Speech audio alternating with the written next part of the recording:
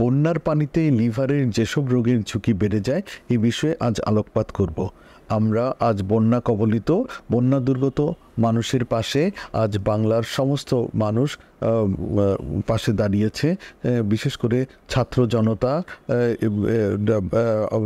জনতা সহ আমরা যারা পেশাজীবী রয়েছি, আমরা যার যার সাধ্যমতো আমরা বন্যা দুর্গত মানুষের পাশেই রয়েছি। তাদের প্রতি ভালোবাসা, সহমর্মিতা এবং চিকিৎসা সহায়তা, আর্থিক সহায়তা যে যার মতো পারি আমরা পাশেই রয়েছি। তো একজন লিভার বিশেষজ্ঞ হিসেবে আমি বলবো, এই বন্যায় পানিবাহিত কিছু লিভারের রোগের ঝুঁকি বেড়ে যায়। সেই ঝুঁকিগুলো মোকাবেলায় আমাদেরকে সদা সচেতন এবং সতর্ক থাকতে হবে। এই বন্যায় যেটি হয়, বিশুদ্ধ পানির অভাব হয় এবং চতুর্দিকে যে বন্যার যে পানি থাকে সেই পানিতে মানুষের স্বাভাবিক জীবনযাত্রা ব্যাহত হয়, মানুষের জীবন বিপর্যস্ত হয়ে পড়ে। দেখা যায় স্বাভাবিক যে শৌচকার্য করা, মলত্যাগ করা, প্রস্রাব করার জায়গা খুঁজে পাওয়া যায় না। সবাই পানিতে হয়তো মলত্যাগ করেন কিংবা প্রস্রাব করেন। এর ফলে যেটি হয়, সেই পানিগুলো কিন্তু আমাদের শরীর থেকে যে মল নিঃসৃত হয় সেখানকার কিছু ব্যাকটেরিয়ার সাথে সংক্রমিত হয় এবং দেখা যায় সেই পানিতে আমরা চলাচল করি, আমরা বিভিন্ন জায়গায় চলাফেরা করি কিংবা এবং এর ফলে সেই পানি কোনো না কোনোভাবে আমাদের খাবারের সাথে আমাদের দেহের মধ্যে প্রবেশ করে। এর ফলে পানিবাহিত যে রোগ রয়েছে, যেমন হেপাটাইটিস এ ভাইরাস এবং হেপাটাইটিস ই ভাইরাস, এই দুটো ভাইরাস হলো পানিবাহিত রোগ তৈরি করে, অর্থাৎ জন্ডিস তৈরি করে। এর ফলে দেখা যায় মানুষ, বিশেষ করে শিশুরা হেপাটাইটিস এ ভাইরাস জনিত জন্ডিসে আক্রান্ত হয় এবং বড়রা হেপাটাইটিস ই ভাইরাস জনিত জন্ডিসে আক্রান্ত হয়। তো এই রোগ দুটি হতে পারে।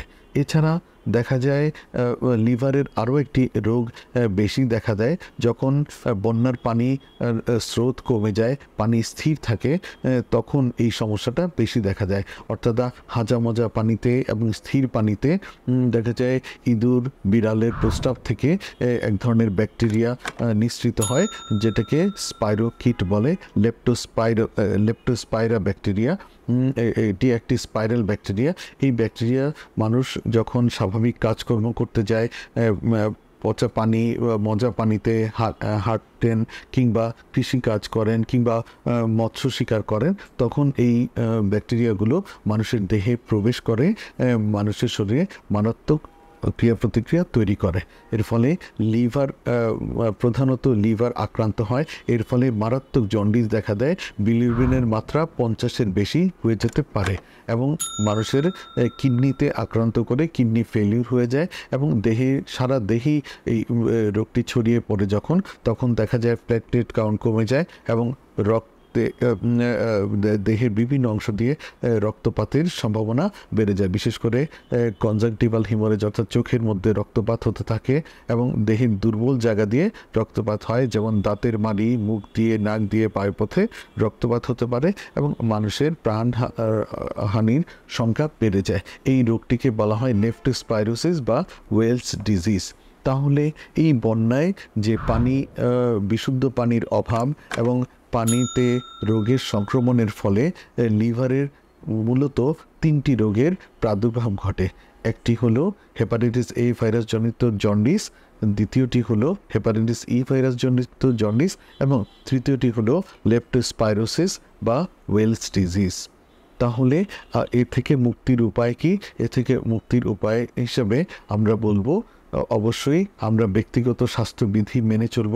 অর্থাৎ আমরা মলত্যাগ করলে বা প্রস্রাব করতে গেলে আমরা দূরবর্তী স্থানে, নিরাপদ স্থানে আমরা মলত্যাগ করব এবং মলত্যাগের পরে অবশ্যই হাত ভালোভাবে সাবান পানি দিয়ে ধুয়ে নেব। খাবার গ্রহণের পূর্বে অবশ্যই হাত ভালোভাবে সাবান পানি দিয়ে ধুয়ে নেব এবং আমরা বিশুদ্ধ পানির পান করতে চেষ্টা করব। আমরা বিশেষ করে যদি মিনারেল বোতলজাত পানি পাওয়া যায় বিশুদ্ধ, সেটি খেতে পারি, কিংবা ওয়াটার ফিল্টার যদি ব্যবহার করা যায় সেটিও ভালো।